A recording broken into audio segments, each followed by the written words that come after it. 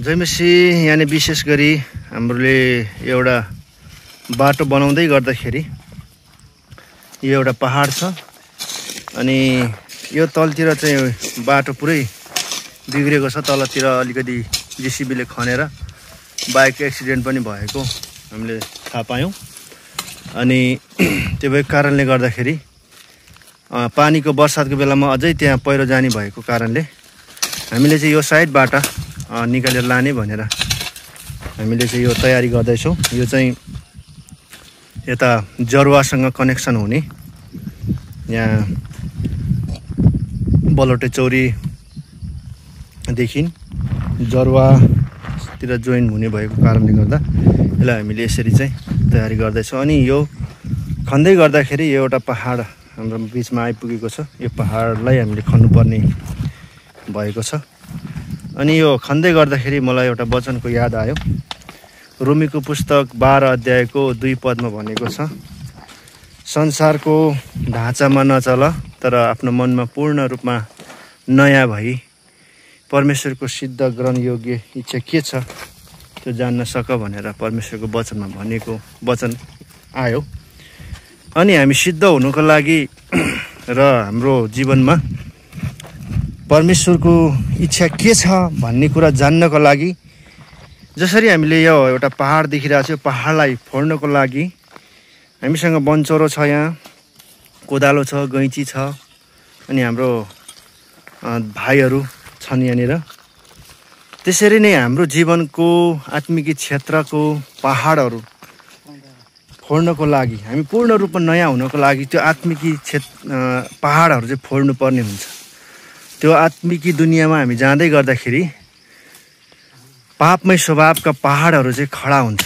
अनि जो चाहिँ हामीले यसरी नै गैँची लगाएर कोदालोले अनि बन्चोरोले खुकुरीले जसरी यो काटेर यहाँबाट हटाउँदैछौँ त्यसरी नै हाम्रो जीवनमा भएका नराम्रा स्वभावहरू, नराम्रा बानीहरू अनि नराम्रा ती पापमय स्वभावका विचारहरूलाई चाहिँ काटेर यसरी नै टुक्रा टुक्रा पार्दै हामीले निकाल्नु पर्ने हुन्छ। अनि मात्रै नयाँ, जसरी यो बाटो एउटा नयाँ हुन्छ त्यसरी नै हाम्रो जीवन पनि नयाँ हुन्छ भन्ने कुरा चाहिँ हामीले यहाँबाट पाठ सिक्न सक्छौँ। जसरी यहाँ हामी खन्नको लागि थुप्रै मान्छे चाहिएको छ त्यसरी नै हाम्रो आत्मिकी क्षेत्रमा पनि हामी परिवर्तन हुनको लागि, चेन्जिङ हुनको लागि हामीलाई अगुवाजनहरूको अनि पास्टरज्यूहरूको धेरै नै खाँचो पर्छ। अनि मात्रै हामी चाहिँ किन खाँचो पर्छ भन्दाखेरि चाहिँ परमेश्वरको वचन उहाँहरूले लिएर आउनुहुन्छ अनि हाम्रो पापमय स्वभावका ती जति पनि छ नयाँ हुनु नदिएका ती समस्याका पहाडहरू ती वचनद्वारा यसरी नै उहाँहरूले खन्नुहुन्छ। अनि खन्दाखेरि हामी जब पश्चाताप गर्छौँ अनि हामी चाहिँ एकदम नयाँ भएर हामी चाहिँ परमेश्वरको सिद्ध र ग्रहण योग्य के हो भन्ने कुरा चाहिँ हामी थाहा गर्न सक्छौँ र हामी बन्न सक्छौँ। त्यसै कारणले गर्दाखेरि हामीलाई यो एउटा पाठ सिकाएको छ। जसरी नयाँ बाटोमा हिँड्नको लागि कति सङ्घर्ष गर्नुपर्छ, किनभनेदेखि गोरेटोमा सबैजना हिँड्छन् तर नयाँ बाटोमा हिँड्नको लागि चाहिँ त्यसलाई मेहनत चाहिन्छ।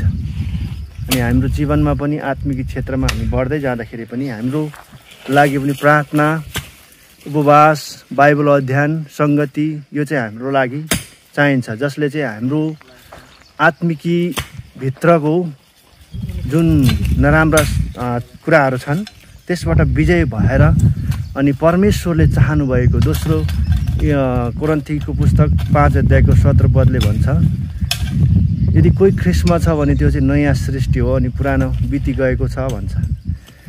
त्यही भएको कारणले गर्दाखेरि त्यो पुरानो कुरालाई बित्नको लागि चाहिँ नयाँ बाटो बनाउनु पर्ने हुन्छ। पुरानो ठाउँबाट हिँड्न छोड्नको लागि चाहिँ नयाँ बाटो बनाएर हामी हिँड्नुपर्ने हुन्छ। त्यो नयाँ बाटो चाहिँ ख्रिस्टको बाटो हो।